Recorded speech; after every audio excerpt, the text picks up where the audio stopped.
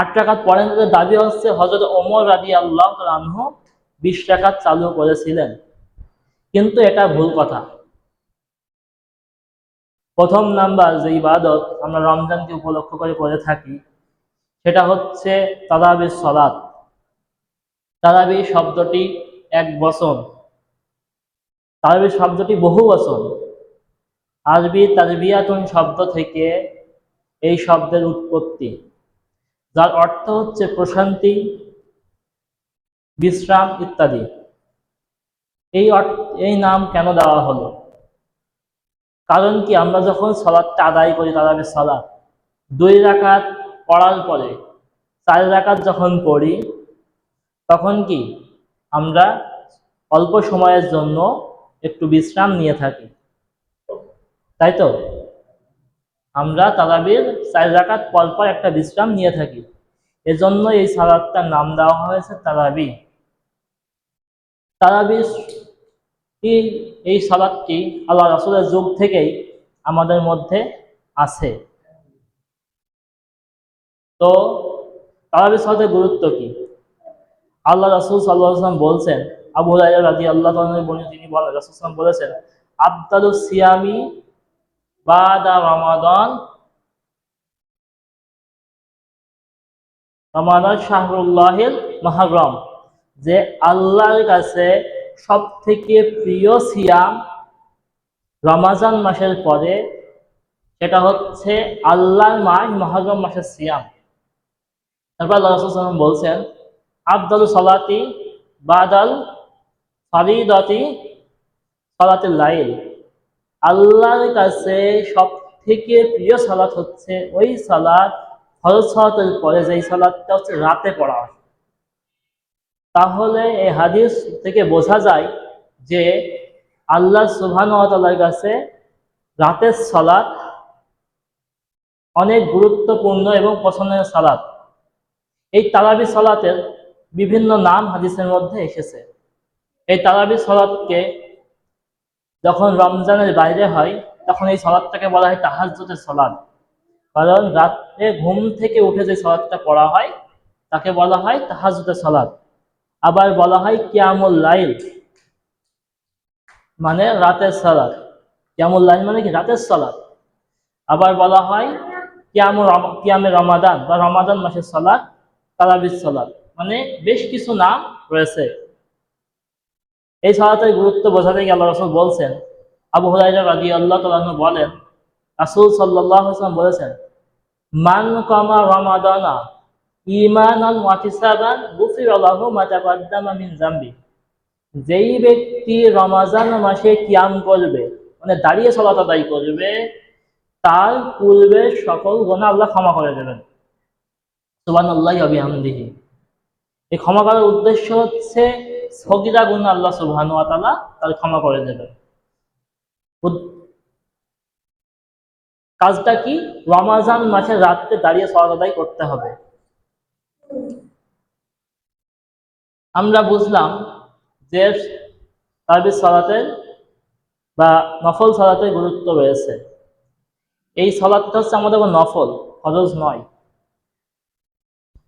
আল্লাহর ফরজ ইবাদতের পরে যত ইবাদত আছে সকলকে এক কথাই বলা যায় নফল। এই নফলের মধ্যে বিভিন্ন ভাগ আছে, সুন্নত, সুন্নতে মুআক্কাদা, সুন্নতে গায়রে মুআক্কাদা, বিভিন্ন ভাগ রয়েছে, কিন্তু ফরজের বাইরে যা আছে এক কথায় যদি বলতে হয় সেটা নফল।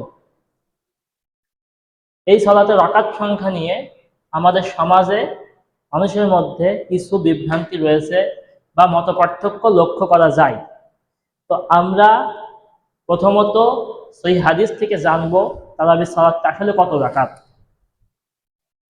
সহিহ বুখারীর কিতাবুত তারাবি অধ্যায়ে, তারাবির সালাত অধ্যায়ে ইমাম বুখারী রাহিমাহুল্লাহ হাদিস নিয়ে এসেছেন। আবু সালামা ইবনে আব্দুর রহমান রাহিমাহুল্লাহ, তিনি মা আয়েশাকে জিজ্ঞেস করছেন, কাইফা কানা সালাতু রাসূলুল্লাহ সাল্লাল্লাহু আলাইহি ওয়াসাল্লাম ফি রমাদান, রাসূল সাল্লাল্লাহু আলাইহি ওয়াসাল্লামের রমাদানের সালাত কেমন ছিল? কি রমাদান, এখানে লক্ষ্য করবেন যে আল্লাহ রাসূলকে হাদিসের মধ্যে এসেছে আয়েশাকে জিজ্ঞেস করা হচ্ছে আল্লাহ রাসূলের রমাদানের সালাত কেমন ছিল? তখন মা আয়েশা উত্তর দিচ্ছেন, মা কানা ইয়াজিদু ফি রমাদান ওয়ালা ফি গায়রি আলা ইহদা আশারা রাকাতান। যে মা আয়েশা উত্তর দিচ্ছেন, রমজান এবং রমাদানের বাইরে আল্লাহ রাসূল সাল্লাল্লাহু আলাইহি সাল্লাম কখনো 11 রাকাতের বেশি পড়তেন না।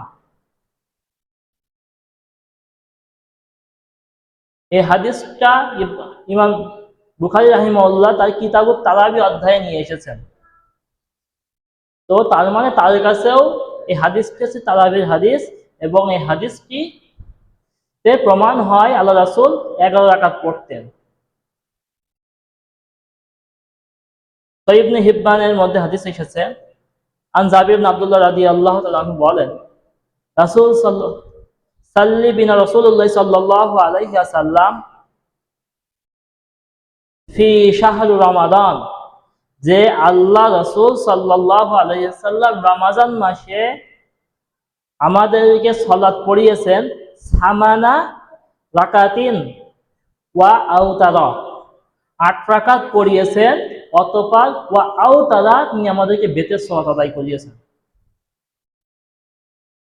এখন যদি বেতের আপনি 1 ধরেন তাহলে 8 আর 1 9, আর যদি আপনি বেতের 3 ধরেন তাহলে 8 আর 3 11, যদি আপনি বেতের 5 ধরেন তাহলে 8 আর 5 13। আল্লাহ রাসূলের থেকে 13 পর্যন্ত প্রমাণ আছে।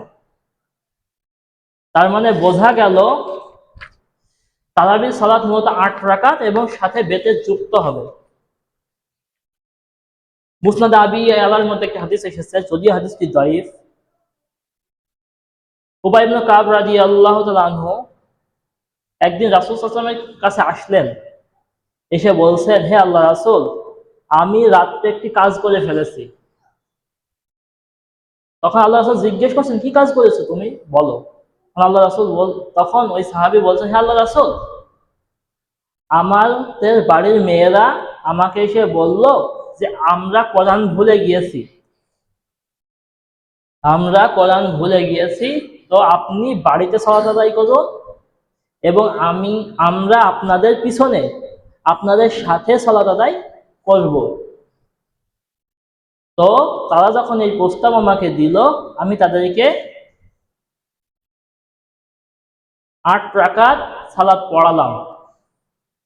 উবাই ইবনে কাব রাদিয়াল্লাহু তাআলা আনহু মহিলাদেরকে জামাতে কত রাকাত তারাবি পড়ালেন? 8 রাকাত। আল্লাহ রাসূল এই কথা যখন শুনলেন, আল্লাহ রাসূল চুপ থাকলেন। তার মানে বোঝা গেল চুপ থাকা হচ্ছে সম্মতির লক্ষণ। আল্লাহ রাসূল সম্মতি দিলেন।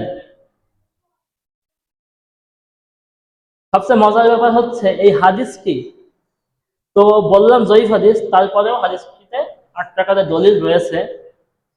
কিন্তু এই হাদিসটি আমাদের তাবলীগ জামাতের যে ভাইরা আছে না, তারা বিভিন্ন বইপত্র পড়ে। তার মধ্যে একটি বই হচ্ছে হায়াতুস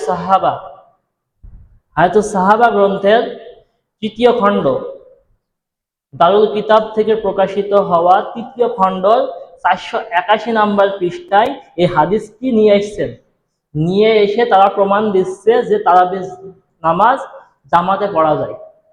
এই হাদিসটা দিয়ে দলিল দিচ্ছে কি তারাবির নামাজ জামাতে পড়া যায়, এটা তাদের কাছে দলিল। কিন্তু ওরা চোখে দেখে না যে কোনো 8 রাকাতের কথা উল্লেখ আছে। তো আলহামদুলিল্লাহ ওদের কাছেও এই হাদিসটা কিন্তু আছে, কিন্তু 8 রাকাতটা পড়ে না। তাদের দাবি হচ্ছে 8 রাকাত পড়েন, তাদের দাবি হচ্ছে হযরত ওমর রাদিয়াল্লাহু তাআলা আনহু 20 রাকাত চালু করেছিলেন। কিন্তু এটা ভুল কথা। আল্লাহ নবীর সাহাবী হযরত ওমর, তিনি 20 রাকাত চালু করেননি, তিনি চালু করেছিলেন মাত্র 8 রাকাত নামাজ। যে ব্যাপারে হাদিস এসেছে যে সাইদ ইবনু ইয়াজিদ রাদিয়াল্লাহু তাআলা আনহু তিনি বলেন, উমারা উবাই ইবনু কাবিন ওয়া তামিম আদ-দারি,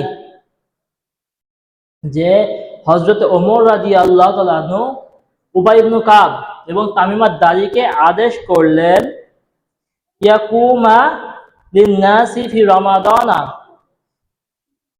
বি ইহদা আশারা রাকাতান, যে তিনি উবাই ইবনে কাব তামিম আদ-দারিকে আদেশ করলেন কি তারা যেন মানুষদেরকে নিয়ে 11 রাকাত সালাত আদায় করে।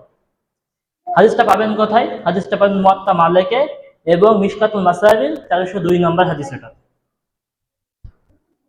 আলহামদুলিল্লাহ, এটা থেকে এটা প্রমাণ হয় যে এই হাদিসটি থেকে প্রমাণ করা যায় যে হযরত ওমর রাদিয়াল্লাহু তাআলা আনহু কত রাকাত চালু করেছে? 11 রাকাতের আদেশ তিনি দিয়েছেন। এছাড়া হাদিসের মধ্যে 13 রাকাতের প্রমাণ পাওয়া যায়, যেমন মিশকাতের 1256 নম্বর হাদিস, 1264 নম্বর হাদিস, 1197 নম্বর হাদিস, যেগুলো দেখা যায় আল্লাহ রাসূল সাল্লাল্লাহু আলাইহি ওয়াসাল্লাম 13 রাকাতও পড়েছেন। তো আমরা সর্বোচ্চ 13 রাকাত পড়তে পারি, যেটা এবছর আমাদের মক্কাতেও হবে। 20 রাকাত 2 2 করে 10, 5 পারে 10 রাকাত পড়বে, তারপর তারা 3 রাকাত বেতন পড়বে, পড়ে তারা 13 রাকাত সালাত আদায় করবে। তো আমাদের দেশে অনেকে 20 রাকাতের পক্ষে হাদিস আছে বলে দাবি করে, এটা ভুল কথা। 20 রাকাতের পক্ষে যে হাদিসটা আছে মুয়াত্তা মালিকে, হাদিসটি দঈফ। আর দঈফ হাদিস কখনো আমলযোগ্য নয়, দঈফ হাদিস কখনো আমলযোগ্য নয়। কিন্তু আমাদের কিছু সালাফি বিদ্বান তারা 20 রাকাতকে জায়েজ বলেননি, তারা বলেছেন যে 8, 3, 11 বা 13 এটা সুন্নত, এটা সুন্নত, এটা মেনে নিতে হবে, এটা মানতে হবে, এটা সুন্নত। তারপরে কেউ যদি বেশি পড়তে চায় সে পড়তে পারে, এটা তাদের ছাড় আছে। ছাড়ের দলিল কি? সহিহ বুখারী 990 নম্বর হাদিস। উমর রাদিয়াল্লাহু তাআলা আনহু থেকে তিনি বলেন, আল্লাহ রাসূলকে রাতের সালাত সম্পর্কে জিজ্ঞেস করা হলো। আল্লাহ রাসূল বলছেন, সালাতুল লাইলি মাসনা মাসনা ফাইজা খাশিয়া আহাদুকুম সুবহা সাল্লা রাকাতান ওয়াহিদা, যে আল্লাহ রাসূল বললেন সালাতুল লাইলি মাসনা মাসনা, রাতের সালাত 2 2 রাকাত করে। তারপরে কেউ যদি ভুল হওয়ার আশঙ্কা করে তাহলে সে যেন 1 রাকাত পড়ে নেয়, এটা তার জন্য বেতেল হবে। এই হাদিস দিয়ে আমাদের কিছু সালাফি বিদ্বান তারা বলছে যে বেশি পড়া যায়, কিন্তু আপনি 20 যদি নির্দিষ্ট করে দেন তাহলে সেটা বিদআত। তো আমরা 8, 3, 11 চেষ্টা করবো এবং সুন্দরভাবে পড়ার চেষ্টা করব। তারপর কারো যদি ব্যক্তিগত আমল হয় বেশি, সে ব্যক্তিগতভাবে পড়তে পারে, কিন্তু জামাতে পড়তে হলে আপনি জামাতে 8, 3, 11 পড়বেন। কিন্তু আমাদের মধ্যে আরেকটা গলদ আছে যে আমরা যারা হানাফি আছে আমাদের ভাইরা, তারা 20 রাকাতও পড়ে অতি দ্রুত, আবার যারা সালাফি আছে তারা 8 রাকাতও পড়ে অতি দ্রুত। আমাদের যে ভাইরা আছে হানাফি ভাইরা, তারা কি করে, 20 রাকাত পড়তে তাদের মনে হয় আধা ঘন্টার মধ্যে শেষ করতে পারলে ভালো হয়। বাইরে এসে আবার গল্প করে, ভাই তুই কয় মিনিটে শেষ করলি রে, আমি আজ জন্য এতই শেষ করেছি, আমি তো আগে শেষ করেছি, এরকম আছে। কিন্তু এটা নয়। আমরা যে 2টা হাদিস দিয়ে দলিল দিলাম 11 রাকাতের পক্ষে, প্রথম হাদিস বুখারীর হাদিস, যে আল্লাহ রাসূল 11 রাকাতের বেশি পড়তেন না, ওই হাদিসে মা আয়েশা বলছেন আল্লাহ রাসূলের সালাত কত সুন্দর ছিল তুমি আমাকে জিজ্ঞেস করো না। মা আয়েশা বলছেন কি, আল্লাহ রাসূলের সালাত কত সুন্দর ছিল তুমি আমাকে জিজ্ঞেস করো না। হাদিসের ব্যাখ্যা করতে গিয়ে একজন আলেম তিনি বলছেন যে এটা তার উদ্দেশ্য হচ্ছে কেউ যদি এটা জিজ্ঞেস করে আল্লাহ রাসূলের সালাত সম্পর্কে, তাহলে সেটা তার জন্য পালনীয় সুন্নত হয়ে যাবে। আর যদি পালনীয় সুন্নত হয়ে যায় তো আল্লাহ রাসূলের মতো কেউ সালাত আদায় করতে পারবে না।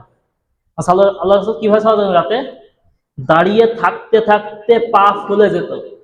আচ্ছা, আমাদের কি অমন সম্ভব? সম্ভব? এজন্য মা আয়েশা বলছেন যে তুমি আমার কাছে জিজ্ঞেসই করো না আল্লাহ রাসূলের সালাত কত সুন্দর ছিল।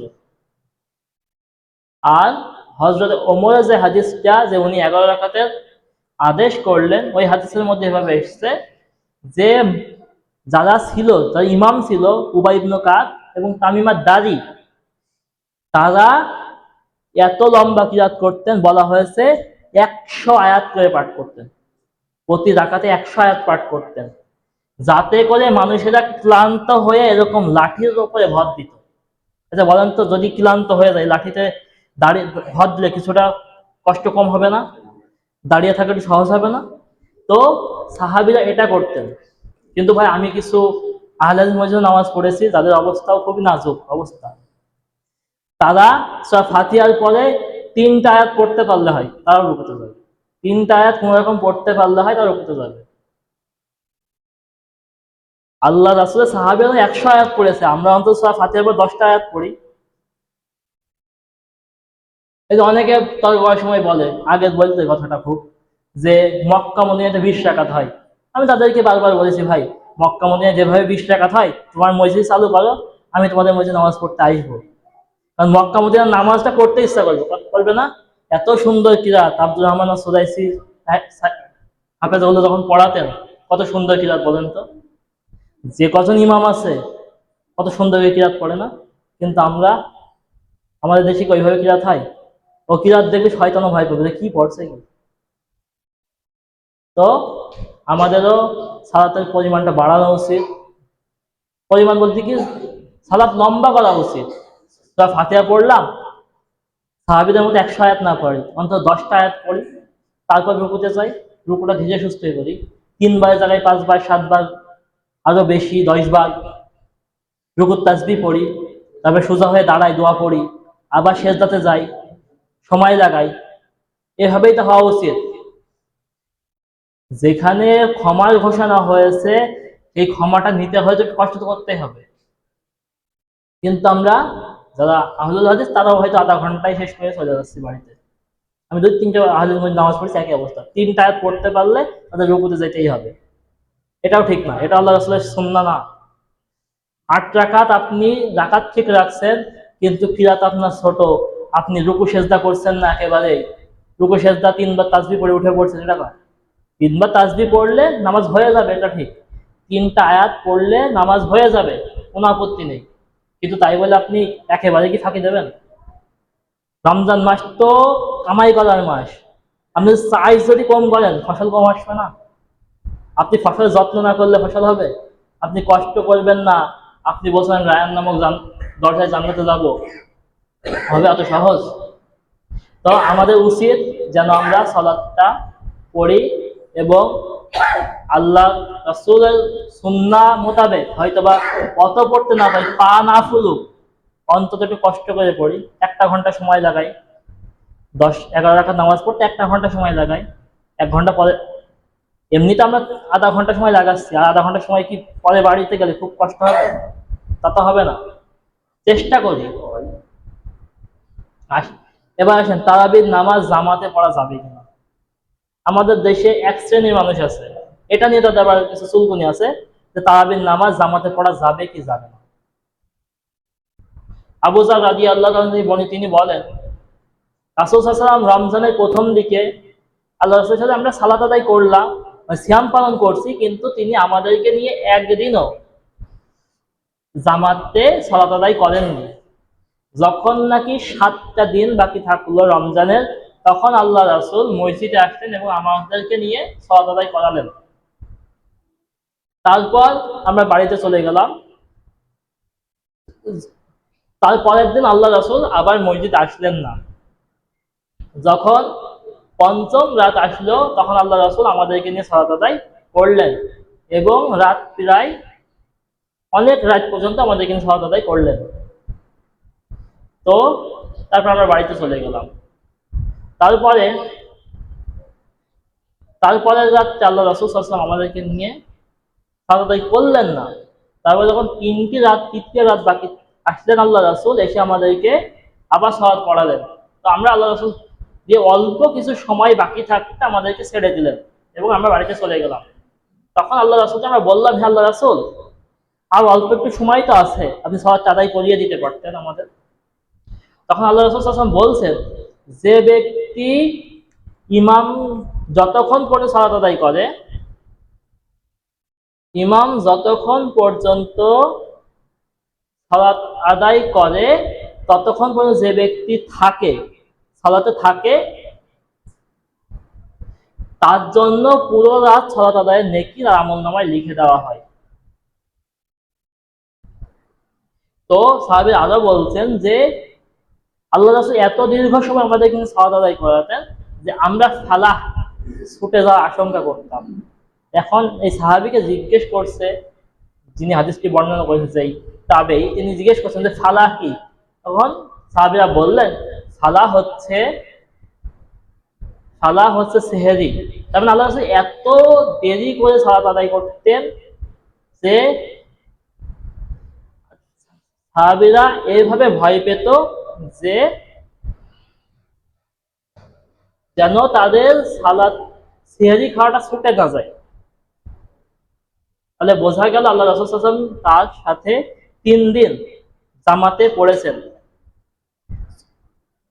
আয়েশা রাদিয়াল্লাহু তাআলা থেকে বর্ণিত, তিনি বলেন রাসূল সাল্লাল্লাহু আলাইহি ওয়াসাল্লাম গভীর রাতে মসজিদে যান এবং সালাত আদায় করেন। কিছু সংখ্যক পুরুষ সাহাবী তার পিছনে দাঁড়িয়ে সালাত আদায় করল। সকালে লোকেরা এই সকল বিষয় নিয়ে আলোচনা শুরু করলো। তার পরের দিন মসজিদে আরো কিছু লোক বেশি জমা হলো। তখন আল্লাহ রাসূল তাদেরকে নিয়ে সালাত আদায় করলেন। লোকেরা যখন সকালবেলা এই নিয়ে আলোচনা করলো মানুষের মধ্যে, তখন তার পরের দিন লোকজন আরো বেশি হলো। তৃতীয় রাত্রেও আল্লাহ রাসূল সাল্লাল্লাহু আলাইহি ওয়াসাল্লাম সাহাবীদেরকে নিয়ে সালাত আদায় করলেন। পরের দিন যখন সাহাবীদের মধ্যে আবারও আলোচনা হলো, এবার মসজিদে এত লোক হয়ে গেল যে মসজিদে জায়গা দেওয়া সম্ভব না, সংকুলান হলো না। তো আল্লাহ রাসূল ওই রাতে আর সালাত আদায় করতে আসলেন না। না এসে তিনি একেবারে ফজরের সময় আসলেন এবং তিনি সালাত শেষ করলেন, করে মসজিদের দিকে মুখ করে ঘুরে বললেন, তোমাদের কি অবস্থা ছিল রাতে তা আমার অজানা নয়। মানে তোমরা যে মসজিদে এত পরিমাণ লোক হয়েছে এটা আমার জানা, আমি জানি। আমি শুধুমাত্র এই কারণে আসিনি যে আমার ভয় হচ্ছিল আল্লাহ হয়তোবা তোমাদের উপরে সালাতটাকে ফরজ করে দেবেন, আর যদি আল্লাহ ফরজ করে দেন তাহলে তোমরা সেই সালাতটা আদায় করতে পারবে না। এই হাদিস প্রমাণ করে আল্লাহ রাসূল জামাতে সালাত আদায় করেছেন 3 দিন। তারপরে উনি কেন জামাতটা ত্যাগ করেছিলেন? যদি ফরজ হয়ে যায় মানুষের সালাত আদায় করতে পারবে না, এই কারণে। এইভাবেই মানুষের সালাত আদায় করতে এবং খন্ড খন্ড ছোট ছোট জামাতে মানুষেরা নিজেদের মধ্যে সালাত আদায় করত। পরবর্তীতে হযরত ওমর রাদিয়াল্লাহু তাআলা আনহু মানুষদেরকে একটি নির্দিষ্ট জামাতে একত্রিত করে দেয়। এ ব্যাপারে হাদিস আমি আপনাদের সামনে পেশ করছি। আব্দুর রহমান ইবনু আবদ আল কারি রাহিমাহুল্লাহ থেকে বর্ণিত, তিনি বলেন, একদিন রমজানের রাতে আমি হযরত ওমরের সঙ্গে মসজিদে গেলাম, যে দেখলাম লোকেরা বিচ্ছিন্নভাবে, এখানে 1-2 জন, ওখানে 2 জন, এখানে 3 জন, এরকম ভাবে বিচ্ছিন্নভাবে তারা সালাত আদায় করছিল, জামাতের সাথে সালাত আদায় করছিল। একজন ইমামতি করছে, আর মানে একজন ইমাম এখানে আছে, তার পিছনে 2টা লোক আছে, এখানে একজন ইমাম আছে, ওখানে 2 জন, এভাবে তারা সালাত আদায় করছিল। তখন হযরত ওমর রাদিয়াল্লাহু বললেন, আমি মনে করি যে আমি যদি মানুষদেরকে একজন ইমামের পিছনে একত্রিত করে দেয় সেটা কতই না ভালো হয়। তাই বলে তিনি 2 জন সাহাবী উবাই ইবনে কাব, তামিমার দাড়িকে ডেকে বললেন, তোমরা ইমামতি করবে এবং মানুষেরা তোমাদের পিছনে সালাত আদায় করবে। তিনি একত্রিত করে দিলেন। ওই তাবেঈ বলছেন, তারপরে একদিন আমরা মসজিদে আবার গেলাম, যে দেখলাম মানুষেরা ওইভাবে জামাতে সালাত আদায় করছে। তখন হযরত ওমর বললেন, এটা কতই না সুন্দর ব্যবস্থা, মানুষ যেই টাইমটাতে ঘুমিয়ে রয়েছে তার থেকে ভালো মানুষ সেই সময় সালাত আদায় করছে। সুবহানাল্লাহ। তা এই হাদিস থেকে প্রমাণ হয় যে হযরত ওমর রাদিয়াল্লাহু তাআলা আনহু নিজে আলাদা করে কোনো জামাত চালু করেননি। আল্লাহ রাসূলের যুগে যেটা বন্ধ হয়ে গিয়েছিল, আল্লাহ রাসূল ফরজ হওয়ার ভয়তে যেই সালাতটা বন্ধ রেখেছিল সেই সালাতটা আবার পুনরায় চালু হয়েছে। তারপরে এক শ্রেণীর মানুষ আছে যারা বলবে যে হযরত ওমর চালু করেছে, এটা কি দলিল? হ্যাঁ ভাই, এটাও দলিল। তিরমিজি 2676 নম্বর হাদিস, ইরবাজ ইবনে সারিয়া রাদিয়াল্লাহু আনহু থেকে তিনি বলেন, রাসূল সাল্লাল্লাহু আলাইহি ওয়াসাল্লাম একদিন ফজরের সালাতে আমাদের ফজর সালাত নামাজের পরে আমাদের দিকে ঘুরে একটা ভাষণ দিলেন। এমন ভাষণ তিনি দিলেন যে এই ভাষণ শুনে আমাদের হৃদয়টা নরম হয়ে গেল এবং আমাদের চোখ দিয়ে পানি পড়তে লাগলো। তো আল্লাহ রাসূল তখন বললেন, আমি তোমাদেরকে আদেশ করছি যে তোমরা আল্লাহকে ভয় করবে এবং তোমাদের উপরে যারা নেতা নির্বাচিত হবে তারা যদি হাবশি গোলামও হয় তার কথা তোমরা মেনে নেবে।